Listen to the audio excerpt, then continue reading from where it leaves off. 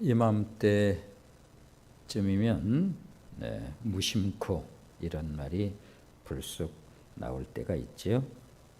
참 세월 빠르다. 무의식의 마음이 담겨 있는 말이라고 할 수가 있겠습니다. 아쉽다는 마음, 그리고 할 것을 제대로 하지 못한 후회스러움, 그리고 마음의 곤고함, 이런 마음이 복합적으로 담겨 있는 그러한 말이 아닌가. 오늘이 10월 20일, 이제 10월도 중순을 넘어서 곧 11월을 눈앞에 두고 있으니 세월의 허망함이 들만도 하죠. 참 속절없이 시간이 흐르고 세월이 가는구나, 그런 느낌을 가져볼 만합니다. 특별히 한 것도 없는데 벌써 자책과 민망함이 들 수도 있지요. 우리가 살아가는 날들이 다 그렇습니다만 생각해 보면 좋은 시간보다는 힘겨움의 시간들이었다라고 하는 그러한 마음이 들기도 할 것입니다. 이처럼 우리들의 마음이 곤고해질 때 묵상하기에 적절한 말씀이 오늘의 본문은 아닌가, 그런 생각을 가져봅니다. 우리를 향한 절절한 그분의 사랑의 음성을 들을 수 있기 때문에 그렇습니다. 한번 제대로 들어볼까요? 다시 한번 오늘의 본문 이사야서 46장 3절로 5절 말씀을 한번 같이 읽어보겠습니다. 천천히 한번 읽어보죠. 읽습니다. 시작. 야곱의 집이여, 이스라엘의 남은 모든 자여, 내게 들을지어다. 배에서 태어남으로부터 내게 안겼고 태에서 남으로부터 내게 업힌 너희여, 너희가 노년에 이르기까지 내가 그리하겠고 백발이 되기까지 내가 너희를 품을 것이라. 내가 지었은즉 내가 업을 것이요 품고 구하여 내리라. 너희가 나를 누구에게 비기며 누구와 짝하며 누구와 비교하여 서로 같다 하겠느냐. 들을지어다. 배에서 태어남으로부터 너희는 내게 안겼고 태에서 남으로부터 내게 업힌 너희여, 너희가 노년에 이르러 백발이 되기까지 너희를 품을 것이라.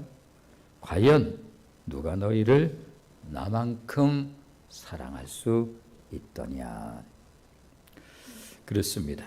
삶의 어려움으로 우리의 마음이 곤고해질 때, 또 마음이 지쳐갈 때, 더러는 해야 할 일을 제대로 못한 자책의 마음이 들기도 할 때, 그로 인해서 우리의 시선이 자꾸 아래로 떨어져 갈 때, 우리들이 다시 한번 기억해야 할 아버지의 마음이죠. 왜냐하면 그럴 때 우리 마음에서 일어나는 것이 무엇인가 하면 하나님과 거리가 멀어져 있는 것 같은 마음이 들기 때문에 그렇습니다. 그러기에 바울은 우리들의 영광의 아버지께서 우리들에게 지혜와 계시의 영을 주신 이유가 무엇인가 하면, 우리로 하여금 우리가 어찌 하나님을 알 수가 있겠습니까? 더더군다나 하나님의 마음을 어찌 목매한 인생들이 다 헤아릴 수 있겠습니까? 우리가 하나님의 마음을 읽을 수 있고 알 수 있는 단 하나의 이유가 있다고 한다면, 우리의 좋으신 영광의 아버지께서, 바울이 들려주는 거예요. 우리에게 지혜와 계시의 영을 우리에게 주시기 때문에. 이것이 바로 하나님께서 우리에게 지혜와 계시의 영을 주시는 이유라고 들려줍니다. 자, 에베소서 1장 17절로 19절 말씀을 한번 같이 읽어보시면,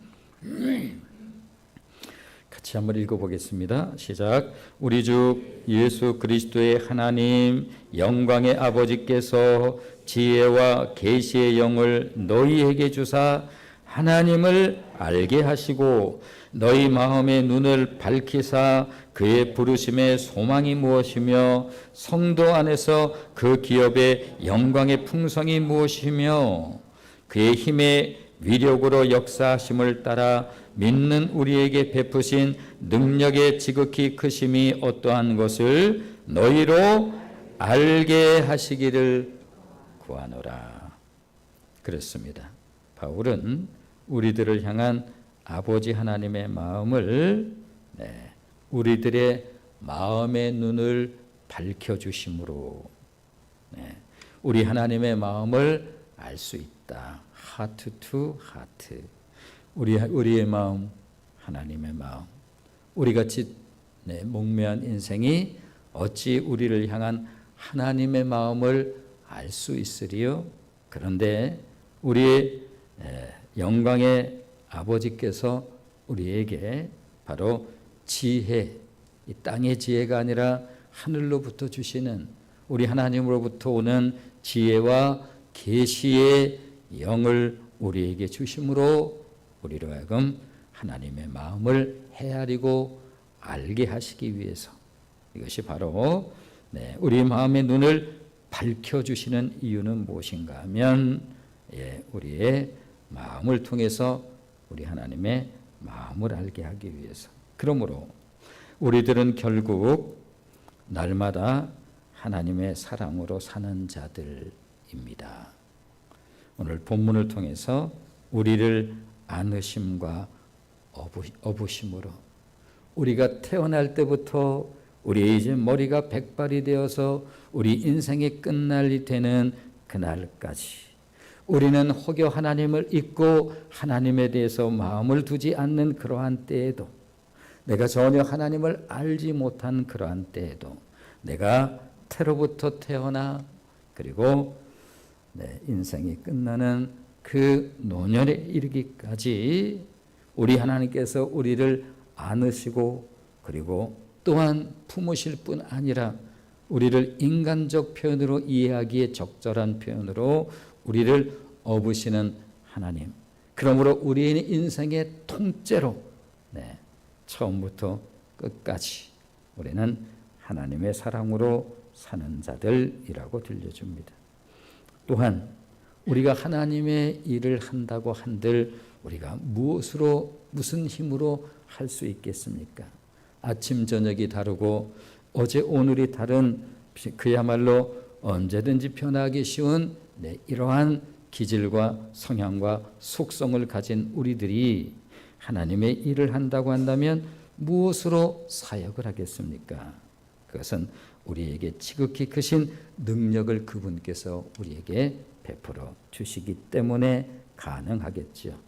어제 목양실에서 이제 이렇게 복도로 나가는 그러한 걸어가면서 문득 제가 하나님의 부름을 받고 소위 사역이라고 하는 것을 하면서 여기까지 해왔는데, 말씀드린 것처럼 그저 우리가 가지고 있는 능력이 무슨 능력이 있을 것이며 조그만 상황 속에서도 이렇게 변하고 저렇게 변하는 기질을 가지고 있는 우리들이 하나님을 섬기며 사역을 해왔다고 한다면, 그래도 그냥 변함없이 할 수 있었다고 한다면 그것은 순전히 오늘 에베소서를 통해서 들려주는 것처럼 하나님께서 우리에게 지극히 크신 능력을 베풀어 주셨기에 가능했겠지요.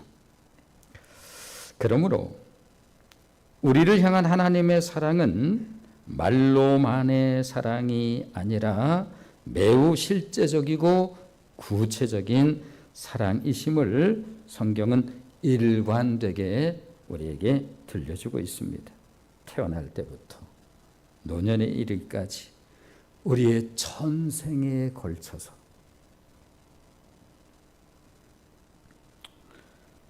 품에 안으시고 업으시는 우리의 하나님. 언제 들어도 마음 저며오는 사랑 이야기가 있지요. 네. 부산 금곡동에 사시는 고은봉 할아버지의 이야기가 오래전에 TV에 이제 통해서 우리에게 들려졌는데 이제 그런 내용이죠. 고은봉 할아버지에게는 뇌병변 중증 장애의 딸이 있었습니다. 고영희라고 하는 이름을 가지고 있는 40살의 딸. 이 뇌병변 중증 장애라고 하는 것은 뇌에 이상이 있으므로 몸에 장애가 생긴 거죠. 이제 마비가 있다거나 등등 이러한 것을 일컬어서 뇌병변 장애라고 그렇게 말하는데, 뇌병변 중증 장애의 딸, 이제는 40세가 된 딸. 고은봉 할아버지는 이미 40세가 된 그 딸을 향한 당신의 사랑을 이렇게 고백한 바가 있고 언젠가도 한번 소개드린 적이 있습니다. 이렇게 말을 합니다. 나의 남은 생이 얼마나 될지 모르지만 나는 그마저도 다 주고 싶다, 딸에게. 가끔 좀 장애를 가지고 있는 자녀를 둔 부모가 그 자녀를 이렇게 데리고 이렇게 좀 나들이도 하고 그런 경우들이 있어요. 이제 뇌성마비일 수도 있고, 그래서 몸을 이렇게 움직이고 저렇게 움직이기 어려운,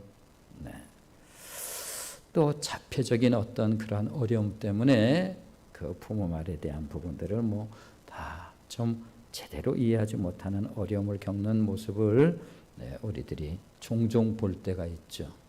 그런 모든 부모님들이 가지고 있는 일구월심 단 하나의 마음의 소원이 있다고 한다면 내 아이보다 하루만 더 살고 싶다.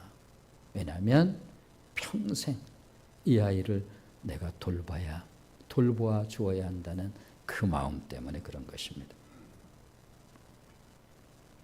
이것이 늙은 아버지가 40살의 장애를 가지고 있는 딸을 향한 눈물겨운 사랑 이야기죠. 우리들의 좋으신 아버지, 선한 아버지 하나님은 우리들을 향해 과연 누가 너희를 나만큼 사랑할 수 있겠느냐라고 하는 소위 수사적 질문으로 우리를 사랑하는, 우리를 하나님만큼 사랑하는 존재는 그 어디에도 없다, 단언하여 말씀하십니다.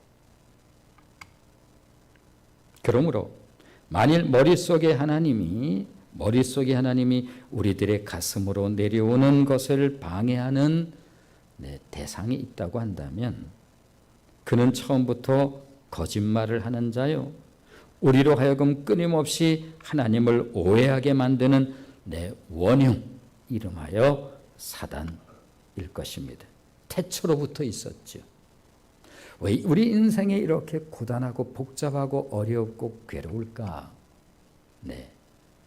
우리 인생에 바로 원흉이 있기 때문에 그렇습니다. 굉장히 우리의 삶을, 우리의 마음을, 우리의 생각을 복잡하게 만들어요. 우리가 하나님께 은혜를 받으면 우리의 삶이 굉장히 심플해져요. 삶의 방식도 굉장히 심플해요. 그래서 이렇게 굉장히 번잡하고 고단하고 인생, 이런 우리들이 주님 만나고 하나님을 알게 되고 하나님의 사랑을 깨닫게 되면 우리의 삶이 굉장히 부질없는 것들이 다 정리가 되죠. 왜냐하면 다 세월 속에서 없어지는 거예요. 공부를 많이 했다 한들, 엄청난 재산을 또 가졌다 한들, 나이가 들어서 이제는 인생 이렇게 뒤편에서 그때 참 건강해 보이시네요. 그랬습니다. 다 허무한 것들이죠. 다 지나가는 것들. 좋으시겠어요. 이렇게 음식을 참 잘 잡수시네요. 참 좋으시겠어요. 내가 돈이 많다 한들, 내가 과거에 대단한 학식을 가졌다 한들 그것이 지금 나하고 무슨 소용이 있다는 말인가. 인생 속에서 다 없어지는 것들이 참 많죠. 그래서 예수님을 제대로 만나고 우리가 하나님의 은혜를 제대로 만나면 인생의 진가, 의미 있는 것과 의미 없는 것, 이 모든 것들이 다 분별되어지기 때문에 인생이 그렇게 심플해지는 거예요. 그러기에 바울은 로마서 8장 15절에서 우리들에게 이렇게 들려준 바가 있습니다. 자, 로마서 8장 15절 말씀을 한번 같이 보시면 로마서 8장 15절입니다. 같이 읽겠습니다. 시작. 너희는 다시 무서워하는 종의 영을 받지 아니하고 양자의 영을 받았으므로 우리가 아빠 아버지라고 부르짖느니라. 그래서 우리 지난 성경에는 아바 아버지 이렇게 되어 있는데 그때마다 이 아바는 우리말의 아빠와 거의 같은 뜻입니다. 이제 그렇게 부연해서 말씀드리곤 하는데 이제는 개역개정에는 이제 아빠로 아예 그렇게 번역이 돼서 아빠 아버지라고 부르짖느니라. 그러므로 영에는 종의 영과 양자의 영이 있습니다. 양자의 영은 아들의 영이죠. 그래서 종의 영은 무서워하는 영이요. 우리를 무서워하게 하는 영이에요. 양자의 영은 사랑의 영이기에 그러므로 우리 안에 종의 영이 역사하지 못하도록 해야 하는 것입니다. 종의 영이 슬그머니 우리의 삶 속에 좀 이런저런 어려움이 있으면 쓱 들어와서 우리를 그렇게 종의 영이 역사하죠. 복잡하게 하고 불편하게 하고 두려워하게 하는. 그러므로 무서워하는 종의 영은 우리들에게 정죄감이나 수치심을 갖게 하므로 우리도 모르는 사이에 우리들의 마음이 하나님으로부터 멀어지게 만들어 결국 우리들로 하여금 하나님의 성품에 대해서 오해하고 의심하게 만드는 이것이 바로 오늘 로마서에서 바울은 이 영을 종의 영이다 이렇게 말을 하고 하나님께서 우리에게 주시는 성령을 바울은 양자의 영, 그래서 양자의 영, 아들의 영을 우리에게 주셨기 때문에 하나님을 아버지라고 부르는데 하등 이 부분이 불편하지 않아요. 아니 보이지 않는 하나님을 너는 어떻게 아버지라고 부르냐? 참 우리가 인간적 표현으로 넉살도 좋다. 그건 네가 몰라서 그러는 거지. 저와 여러분이 그 하나님을 아빠라고 부를 수 있는 것은 바로 우리 안에 이 아들의 영을 주셨기 때문에 그래서 그것이 전혀 불편하지 않는 놀라운 은혜로 우리 하나님을 아빠, 아버지라고 부를 수 있는 것입니다. 그런 의미에서 성경에 나타난 우리들의 원수 사단의 공격 몇 가지를 한번 살펴보려고 합니다. 우리를 향한 사단의 공격 첫 번째는 의심의 단계라고 할 수 있죠. 우리들이 잘 알고 있는 것처럼 그는 모든 거짓의 아버지이기에 그 종의 영, 사단, 이 사단은 근본적으로 가지고 있는 본질이 거짓입니다. 거기에는 진리가 없다라고 단호하게 우리에게 들려주는데요. 자, 요한복음 8장 44절 은혜를 돕는 말씀을 한번 좀 보실까요? 준비되어 있을 것 같은데, 읽어보겠습니다. 같이 읽습니다. 그의 정체예요. 읽어보겠습니다. 시작. 너희는 너희 아비 마귀에게서 났으니 너희 아비의 욕심을 너희도 행하고자 하느니라. 저는 처음부터 살인한 자요 진리가 그 속에 없으므로 진리에 서지 못하고 거짓을 말할 때마다 제 것으로 말하나니 이는 저가 거짓말장이요 거짓의 아비가 되었음이니라. 어떤 사람들의 경우에 있어서 전혀 의식, 불편함 없이 말을 하는데 나중에 보니 전부 거짓말이에요. 그런 경우들이 종종 있죠. 우리들도 거짓말을 전혀 안 하고 사는 존재들은 아니에요. 우리 안에 죄성이 있기 때문에. 그런데 유독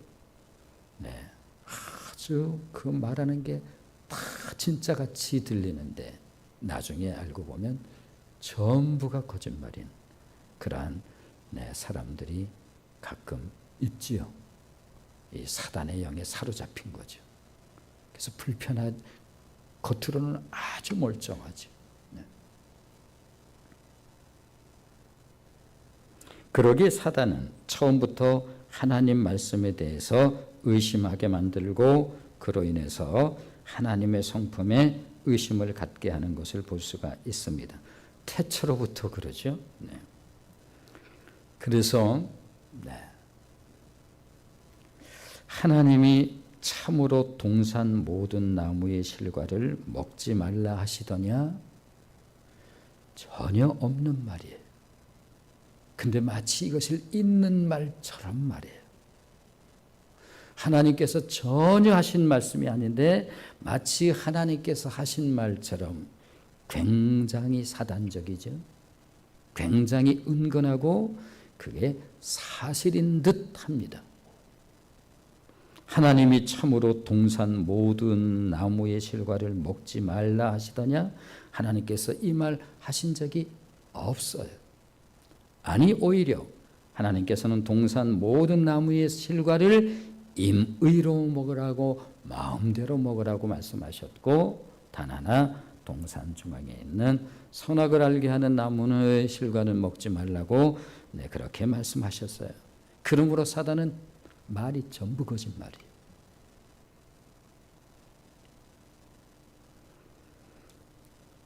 하나님께서 그 선악을 알게 하는 나무의 실과를 먹으면 정령, 지난 성경엔 정령, 지금은 반드시 죽으리라 이렇게 말씀하셨습니다. 이에 대해서 사단이 너희가 결코 죽지 아니하리라 이렇게 말해요. 요한복음에서 그의 정체에 대해서 말해 그는 근본 거짓의 아비다. 그는 진리가 그에게는 전혀 없다라고 하는 거예요. 하나님과 같아질까 봐 그런 거야. 근데 아주 은근한데 굉장히 진짜 같아. 우리는 거짓말하면 그냥 얼굴에도 쓰여 있죠. 그냥 나 거짓말해요. 근데 그런 사람들한테는 전혀 그런 것이 없습니다. 우리들이 흔히 천연덕스럽다 뭐 이런 표현이 있는데 그야말로 가짜인데 진짜보다 더 진짜처럼 말해요. 우리를 향한 사단의 공격 두 번째는 혼돈의 단계라고 할 수 있습니다.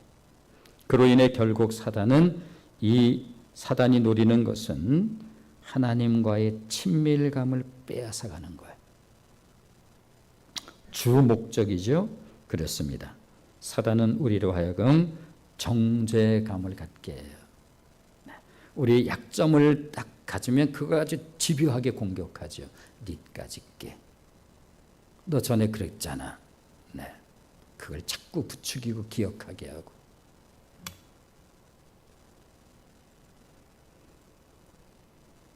그렇게 우리의 자존감에 상처를 줘요. 자존감이라고 하는 게 정말로 중요하거든요. 자기 존중, 셀프 이스팀, 이 자존감이라고 하는 것에 상처를 받으면 굉장히 일생 어려움을 겪으면서 살게 되어져요. 하나님께서 우리를 사랑하신다라고 하는 것은 상처난 우리의 자존감을 회복시키는 거죠. 우리 자아 정체성, 일그러진 우리 자아 정체성을 온전하게 하는 거예요. 왜? 그분의 사랑으로. 얼마나 너를 사랑하는 줄 알아? 오늘 이사야서를 통해서는 너의 전생애를 사랑해. 네가 하나님을 기억할 때나 잊어버릴 때나, 하나님을 알 때나 모를 때나 상관없이 이런 것을 통해서 우리의 자아 정체성이 건강해지는 거죠. 정말 중요한 축복이에요. 그래서 어지간한 말 들어도 불편하지 않아요. 왜? 내가 그 은혜를 입은 사람인데, 우리가 본 뒤 우리는 상처난 인생들이었는데, 우리는 죄성을 가지고 태어날 때부터 다윗이 고백하는 것처럼 그러한 우리들에게 하나님의 사랑이 덧입혀졌다라고 하는 이 놀라운 사실을 하는데 뭘 그렇게 불편할 게 또 뭐 있어요?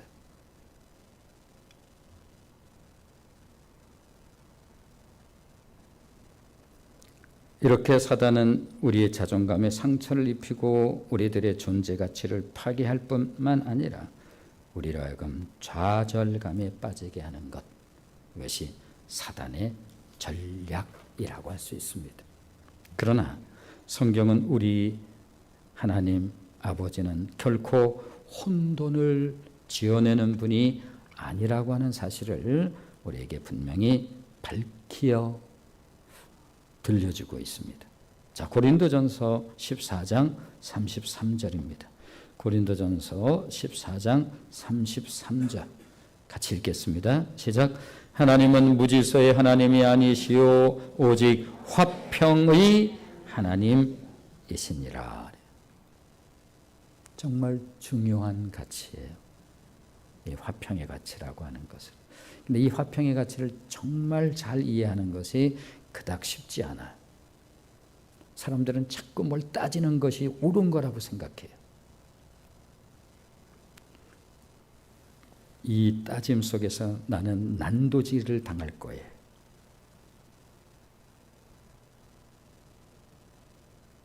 우리 하나님께서 이와 같은 인생에게 하나님께서 말할 수 없는 은혜로 나를 사랑하십니다.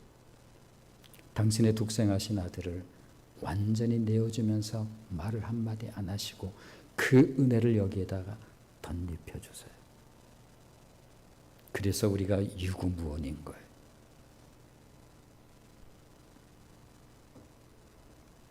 그러므로 사단이 역사하는 곳에는 언제나 우리 마음에 혼돈이 있습니다. 혼란스러움이 찾아와요.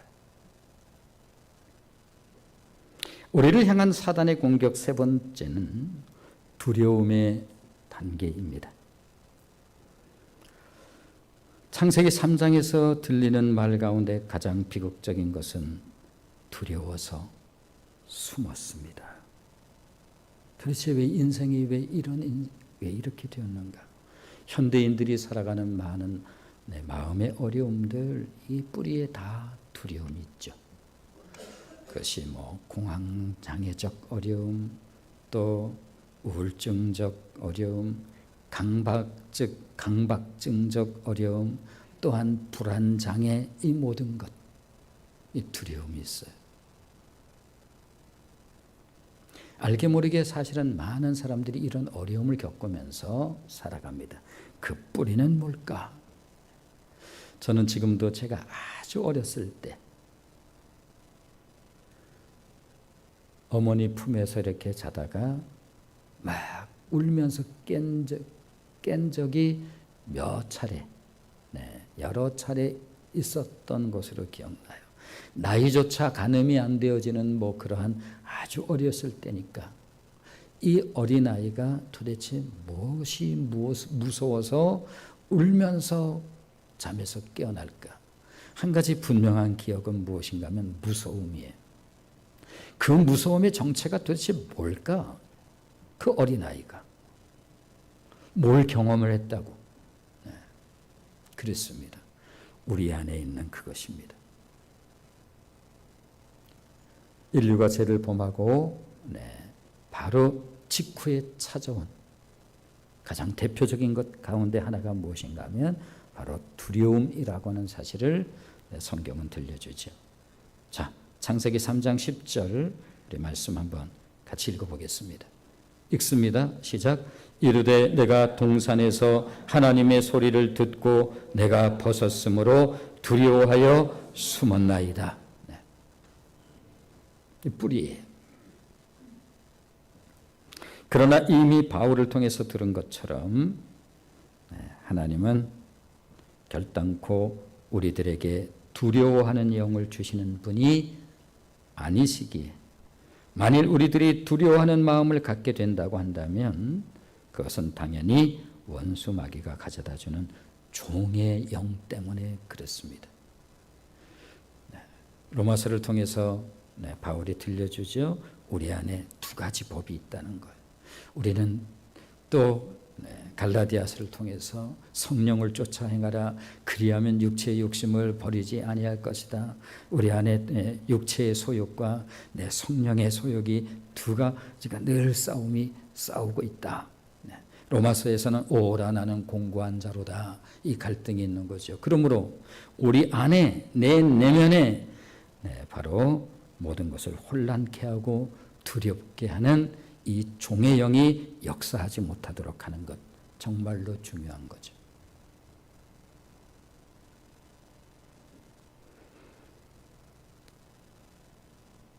그러므로 우리들의 원수 사단은 언제나 우리로 하여금 두려움의 감옥에 갇히게 합니다. 사랑받지 못하면 어쩌나 하는 두려움이에요. 어린 시절에 부모로부터 이제 버림을 받는 그러한 아픔의 경우들이 사연들이 있을 수 있잖아요. 그래서 더러는 저 외국으로 양자로 이렇게 팔려가는 그런 경우들도 있고 늘 일생 뿌리 가운데 이 의식의 부유함, 뿌리가 없기 때문에 나는 누구인가, 자기 정체성에 대한 늘 풀리지 않는 이 부분. 그래서 언젠가 내가 한국으로부터 내가 입양되었다. 내가 언젠가 나의 부모를 한번 찾아보겠다. 이제 내가 어렸을 때야 그런 표현조차 못하고 내면에 가지고 있다가 인생에 여러 가지 아픈 사연들이 있을 수 있어요. 우리 인생들이 다 그렇죠. 그럴 때 이제 이 사랑으로부터 버림을 받은 것 같은 이 부분이 무의식 가운데 잠재하는 거예요. 늘 두려움 속에 있는 거죠. 본인은 의식하지 못하지만 우리들이 흔히 예적 치유 이런 거 얘기할 때 성인 아이 이런 표현이에요. 어른인데 아이적인 부분들을 가지고 있는 거예요. 벗어나지 못한 거죠. 이건 무의식 세계 속에 있는 것이니까 본인은 잘 알지 못하지만 그것이 관계 속에서 나타나는 거예요. 사랑받지 못하면 어쩌나 하는 두려움, 어렸을 때 버림받은 것에 대한 이 기억들이란 거죠. 거절받을까 하는 두려움, 성공하지 못함에 대한 두려움. 그런 의미에서 성경은 두려움의 반대를 용기 이런 단어로 쓰지 않고 사랑이라고 말해요. 두려움의 반대어는 사랑만이 그런 것이 치유할 수 있고 회복할 수가 있는 거예요. 인생을 우리가 넓게 보면 다 우리는 그런 아픔을 누구든지 가질 수 있는 이것이 우리 인생의 우리의 모습들이에요. 이 죄성을 가지고 있는 인생에 무슨 온전함이 어디 있겠어요? 나름대로 살다 보면 이런 사연 저런 사연이 충분히 있을 가능성이 있는 거죠. 그런 우리들을 하나님께서 나를 어떻게 사랑하셨는가? 회복과 치유 이런 것은 바로 다른 것으로 우리가 치유되는 것이 아니라 바로 사랑. 자, 요한일서 4장 18절 말씀을 보시면 요한일서 4장 18절입니다. 요한일서 4장 18절 같이 읽어보겠습니다. 시작. 사랑 안에 두려움이 없고 온전한 사랑이 두려움을 내쫓나니 두려움에는 형벌이 있음이라. 두려워하는 자는 사랑 안에서 온전히 이루지 못하였느니라. 네, 그렇습니다. 두려움의 반대는 사랑이에요. 동네의 형들이 괜히 괴롭히는데 아빠 손잡고 전혀 두려움 없이 이 모든 하나님의 사랑, 이 사랑이 우리의 모든 잘못되고 왜곡되고 일그러진 우리의 자아들, 이러한 부분들을 회복시키시고 이것을 온전케 하시는 이것이 그분의 사랑, 그분의 은혜입니다. 그러므로 우리의 원수는 우리 안에 있는 두려움을 사용해서 우리를 정죄하지만, 하나님으로부터 자꾸 틈을 내지만, 하나님으로부터 멀어지게 하지만, 하나님의 사랑을 자꾸 의심하게 나 같은 존재를 그러한 무의식 가운데 이런 어떤 불신을 갖게 하지만, 우리 하나님은 우리 안에 있는 두려움을 통해서 건강, 이것을 경외라고 해요. 경외는 하나님을 두려워하는 것을 말해요. 그런데 이 두려움은 아주 건강한 두려움입니다. 우리에게 반드시 있어야 될 그러한 두려움, 이것을 우리로 하여금 경험하게 하지요. 그러므로 내가 하나님 앞에 얼마나 사랑받는 존재인가라고 하는 이 자존감이 약할 때, 우리가 뭐라고 얘기해? 그럴 수 있죠. 충분히 그럴 수 있죠. 누가 나한테 좀 이렇게 그럴 수 있죠. 다윗이 그래요. 그의 부하가 다윗 앞에서 정말 아주 모멸적인, 어떻게 할까요? 저자를 그냥 두어라. 받아낼 수 있는 거죠. 우리가 다 용서받은 자들이요, 우리 모두가 다 은혜 받은 자들인데 이 기질과 성향과 속성이 우리에겐 늘 없을까? 우리들은 무의식 가운데 이런 두려움이나 정죄감에 떨어질 수가 있습니다. 그리고 성경에 있어서의 대표적인 케이스를 우리가 한번 생각해 본다면 사울 왕을 통해서 그것을 발견할 수 있죠. 사울 왕이 다윗보다 훨씬 못한 인물이 아니에요. 객관적으로 보면. 객관적으로 다윗이 사울 왕보다 훨씬 괜찮은 사람도 아니에요. 우리들이 흔히 윤리도덕적으로 얘기하면은 다윗이 아주 거칠게 일부러 표현해봐요. 훨씬 나쁜 놈입니다. 그런데 사울은 성경에서 실패의 대명사처럼 우리에게 보여주고 있고, 다윗은 반대적인 의미로 우리에게 기억되고 있습니다. 뭘까요?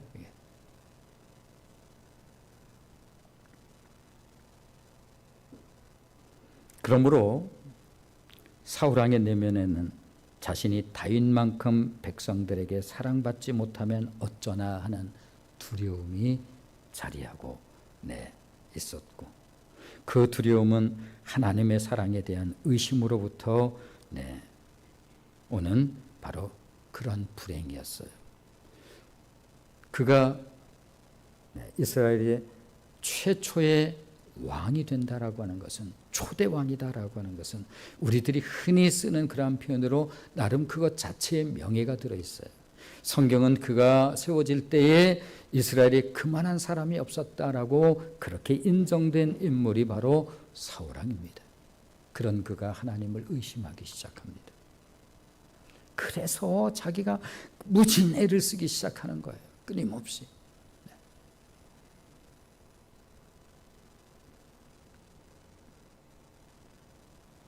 다윗은 그 말할 수 없는 어려움의 시간들을 통해서 하나님을 경외하는 법을 배워요. 수많은 삶의 위기 속에서 하나님을 늘 더욱더 가까이 해요. 오직 하나님만이 자신을, 그리고 하나님의 사랑을 확인하고 또 확인해요. 나 같은 무명의 목동, 누가 나를 알 수 있을 것이며, 이런 나를 하나님께서 왕으로 세우시는 이 모든 과정을 해석하는 부분들이 늘 건강해. 굉장히 중요하죠. 네. 우리 인생이 그렇게 만들어가는 거예요. 그러므로 우리들의 인생 여정 가운데 누구나 어떤 사람은 좋고 어떤 사람은 누구나 나쁘고 그런 인생이 어디 있어요, 세상에. 모세가 들려준 것처럼 네, 우리 인생이 70이여 강건하면 80. 그런데 그 인생 수고와 슬픔인데 누구는 수고만 있고 누구는 수고가 없고 누구는 슬픔만 있고 누구는 슬픔이 멀리하고 그런 인생은 없습니다. 우리 모든 인생이 다 이 안에 들어있어요. 중요한 것은 무엇인가 하면 이러한 인생 여정 속에서 내가 나를 어떻게 바라보고 어떻게 나름대로 하나님의 은혜 속에서 하나님께서 나를 사랑하시기에 그러한 부분들을 인생을 내가 어떻게 바라보고 해석하는가라고 하는 것은 내 인생이 만들어지는 데 있어서 정말 중요한 것 아니겠습니까? 그러므로 우리들의 인생 여정 가운데 우리의 마음이 곤고해질 때 어떤 사람은 공고해질 때 어려움이 있을 때 그것에 대한 긍정적인 것을 봐요. 성경에 무수한 인물들이 그렇게 만들어졌지. 히브리서 12장에도 그렇게 말씀하고 있지 않은가? 그것이 없으면 사생자라고. 그래, 내가 하나님의 참 아들임이 분명하구나. 나를 사랑하셔서 오늘도 하나님께서 이 모양 저 모양으로 만들어 가시는 우리의 좋으신 하나님. 내 자아가 어떻게 건강해지지 아니할 수가 있겠습니까? 나의 속사람이 어떻게 단단해지지 아니할 수가 있겠나요? 그분이 하나님께서 늘 나와 지금 함께 하고 계신데 요셉도 그랬잖아. 무수한 하나님의 사람들이 다 그렇게 만들어졌거늘 나에게 그것이 없으면 오히려 이상한 거지. 그러므로 우리들의 인생 여정 가운데 우리의 마음이 곤고해질 때 그때를 이용하여 종의 영, 두려움의 영이 우리의 마음을 더욱 어둡고 어렵고 어렵게 하고 혼란하게 할 때 우리들이 반드시 기억해야 할 것이 있다고 한다면 태어날 때부터 노년에 이르기까지 우리를 품에 안으시고 업으시는 아들의 영을 기억하고 그 사랑과 능력의 영이 내 안에서 역사하도록 더욱 아빠, 아버지의 품에 안기는 역사가 한 해의 뒤쪽으로 가면 갈수록 참 무상함에 대한 그러한 마음이 들기 참 딱 좋은 시간들 아니겠어요? 참 허무하다라고 하는 그러한 느낌이 우리에게 찾아오기 딱 좋은 이와 같은 때에 바로 우리 하나님께서 나를 어떻게 사랑하는지 그 아빠, 아버지 품에 안기는 역사가 저와 여러분에게 있기를 주님의 이름으로 축원을 드립니다. 기도하겠습니다.